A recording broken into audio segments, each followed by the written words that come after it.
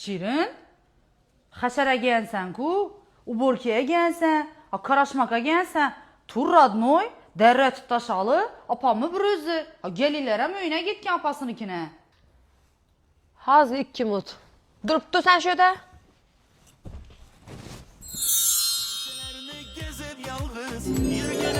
Ben seyyah misli düşüm eldimden bir peri çıktın aga şundan beri havatırda yürekkinem biçara gönlüm bana şu kızını dem avvaradır avvara hoşroy kız hoşroy yüreğime ot saldı. Sultan Başapken göğünde atasan, trey onunla. Karaşmaka geldim de bir şey atıpsan. Hey. Düşüm ilk zoruna geldi ne tutursan beni? Ne oldu gördün ya? Görsen.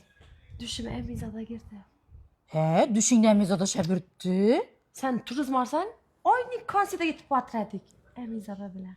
Vustamız Emizadan'ı konserti 10 iyun Toshkent Xalqlar Do'stligi san'at saroyida opera, estradni, xorazmcha, bundan tashqari milliy xorazmcha ashullalarni yomoni bo'ladi.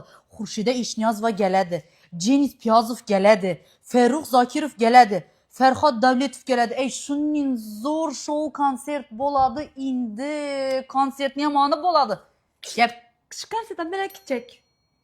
10 iyundaki Xalqlar san'at saroyindagi o'zini dahshat etib, zo'r etib o'tirayotgan konsertini sana ketjakmi?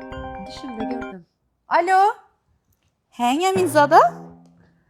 Hop, chiqdim yine. Biz Eminzoda bilan kofeye gitib batırmız. En bizada. Hazır görzada da ben seni kırap dur.